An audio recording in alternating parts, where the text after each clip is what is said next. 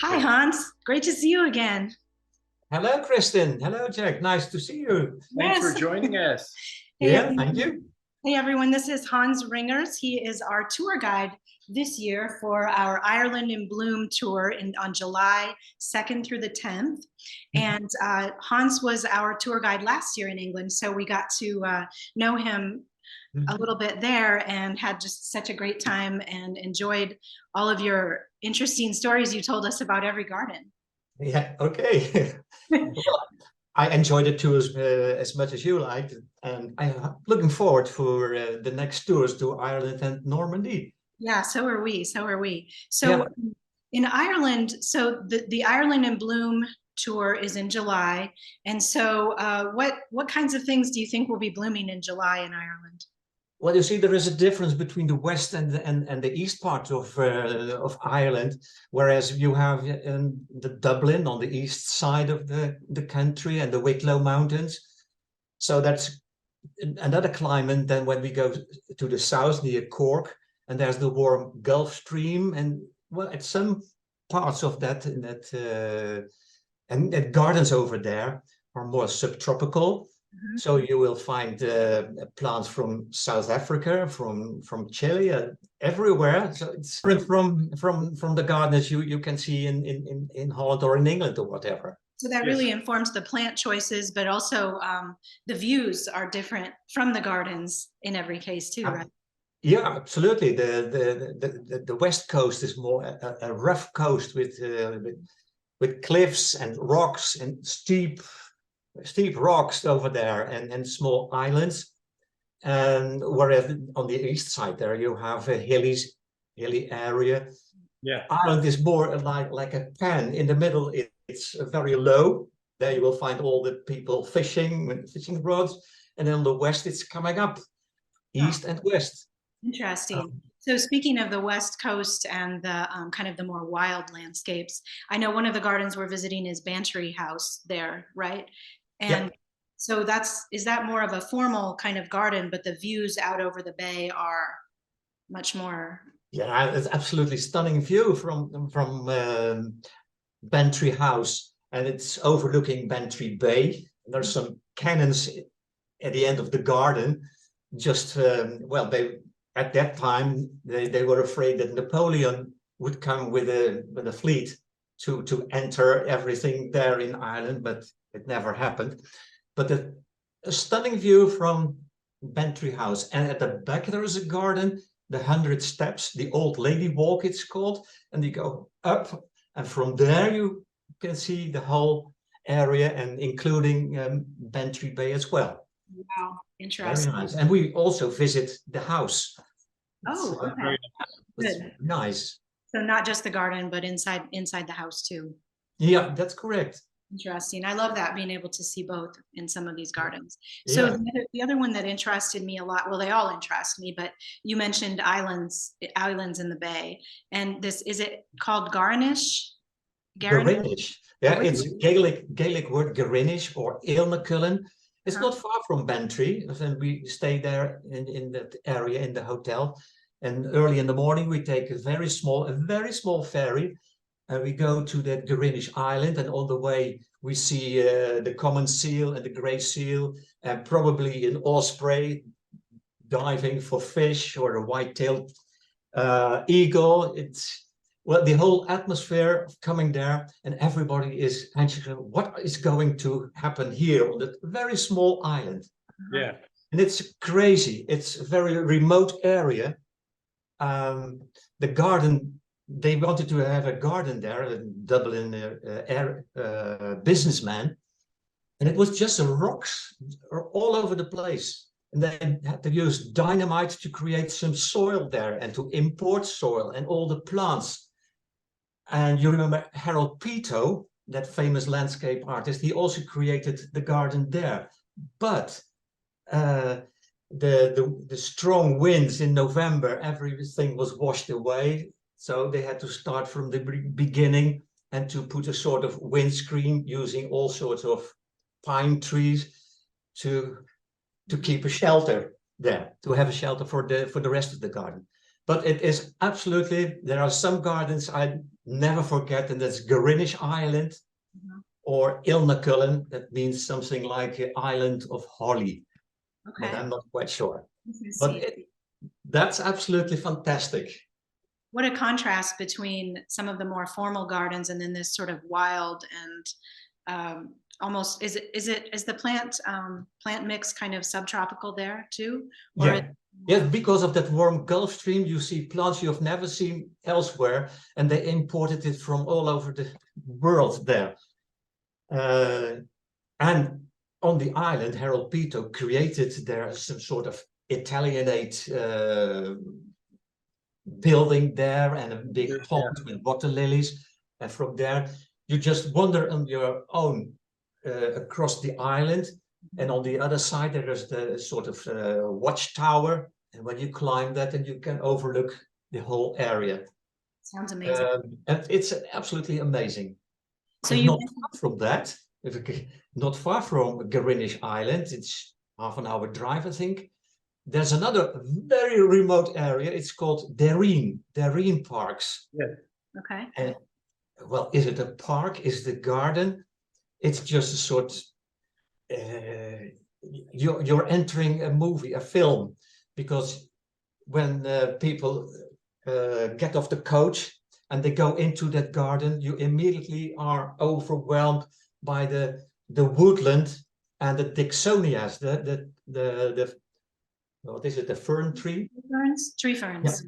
Yeah, tree ferns, the tree ferns. And it's a completely wood of tree ferns. And in the middle, you think, where am I? And mosses everywhere and lichen on the branches.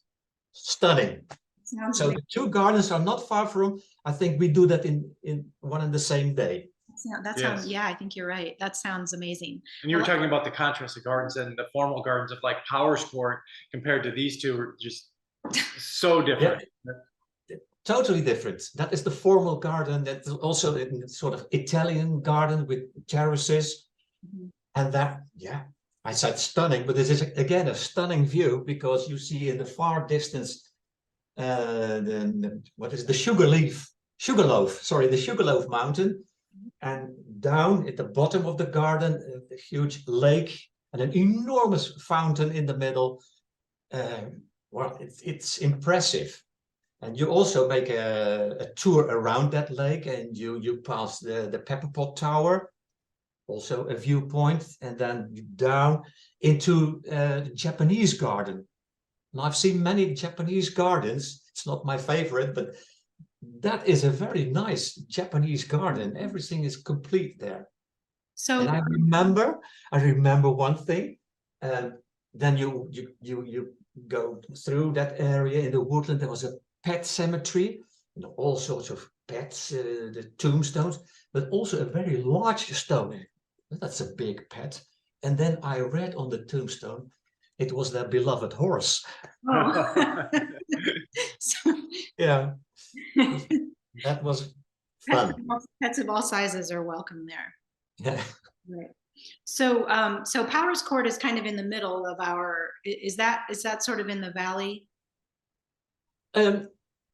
Yes, you can think you go just down, and then you follow the route through. Well, enormous trees you can see. That's apart from that, all the gardens in Ireland, they have champion trees, which is wow, never seen such a huge or tall tree or big tree. It's.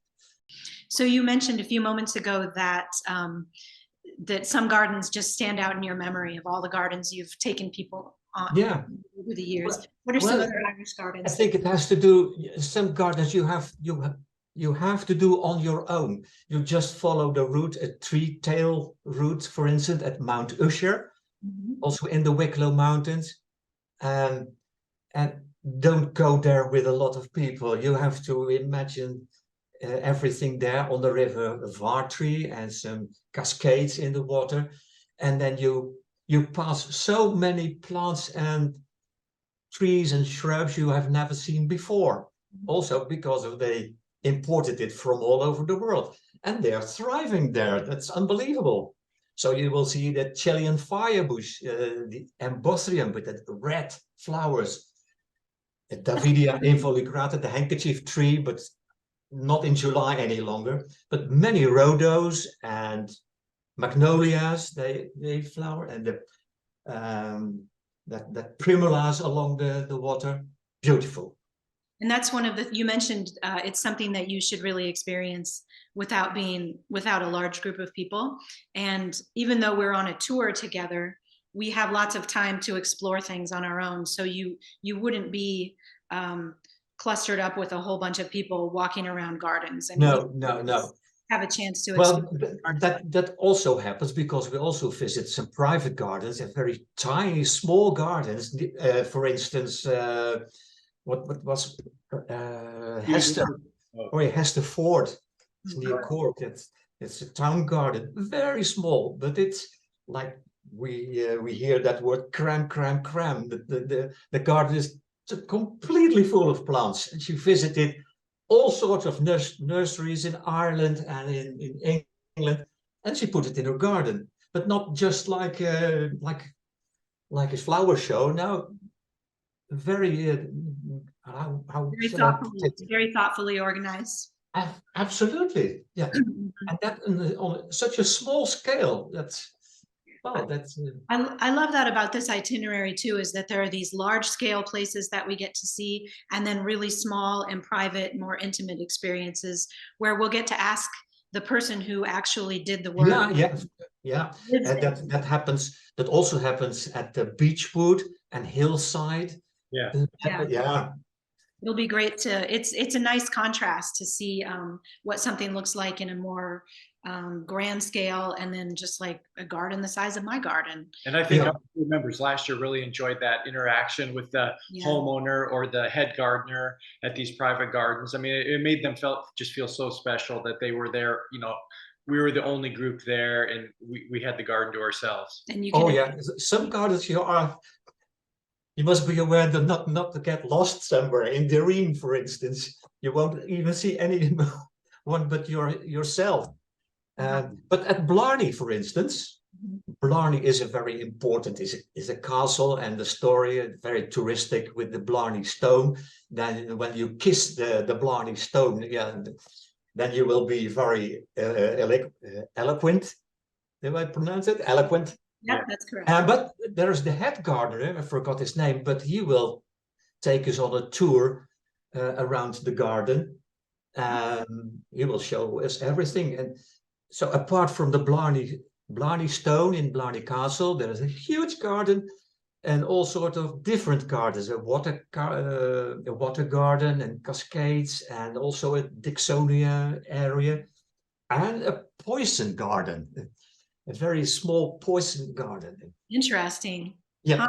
So lots of stories there. So are these gardens, have they been established for a really long time, or is that a more recent development, the gardens? That's a recent development at Blarney, as far as I can They've really it's grown a lot more since the castle. I mean, it's not original to the castle. So yeah, we will see formal gardens like Powerscourt and Mount Usher is a typical naturalistic garden and a romantic garden, all influenced by the Irish landscape artist William Robinson. I've got the book here as well, the Wild Garden. It's very important. And that planting style is very in vogue right now, right? I mean it's coming again. It's sort of a wave, and now we are again in that type. And talking about that, then the very new gardens about the Blakes, the June Blake and Jimmy Blake. Yes. And first we will go to the June Blake's garden, I think.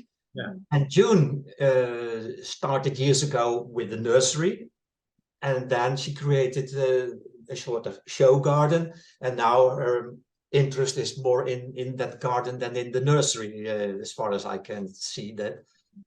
But well, she is a master in creating colors in the garden from spring to late in fall. I've never been in fall, but when you see some pictures of the dahlias and those It's amazing. And she always says when I'm there, you should come back in September, October. Oh, yeah, but So lots of beautiful plant combinations in her garden, right? I mean, just yeah, great yeah, colors and textures and absolutely. And especially when we're there in July, I think it's a blast of color, I'm sure. And next door, on the same estate, the Tino estate, there is Jimmy Blake. That's her brother. And he's quite famous because in the past he was a plant hunter. So he traveled through the East and wherever, and he took plants and he tried to find out some new varieties, dahlias he created there in his own garden. It's called Hunting Brook Garden. Yes, so he's quite the plant collector, and also really you'll see things that you have never seen before, probably. Absolutely, and he's always in for something new. It's a few years ago, snowdrops, and all of a sudden he created a snowdrop garden and a scree garden recently. And apart from his own garden, he also dive into the woods, and he's still making something there of a mysterious garden of elms and gnomes, etc. Perfect. Interesting. Well, I think we will have a meal there as well, because he always has. So there's a restaurant on site. Yeah. There. So that's a nice thing that we get to enjoy lunch sometimes in the gardens themselves, and so we have really some a of those fun built experience. in. Sure. Yeah. So that should be really good. So I'm so excited now after talking to you, Hans. I mean, let's go. I'm ready. Okay, let's go. I'm ready for it now. Yeah. Yeah. So one thing that you always do in the bus is share a quote of the day. You have a quote for us today? Yeah. Oh, I think I have someone here before. It's just one of them. I've got plenty of them. Shall I give you this one for the next tour for Ireland? Sure. Plant dreams, pull weeds, and grow a happy life. Perfect. Very good. All right. Well, we'll see you in July. Thank you so much. Thank you. See you then. Bye-bye.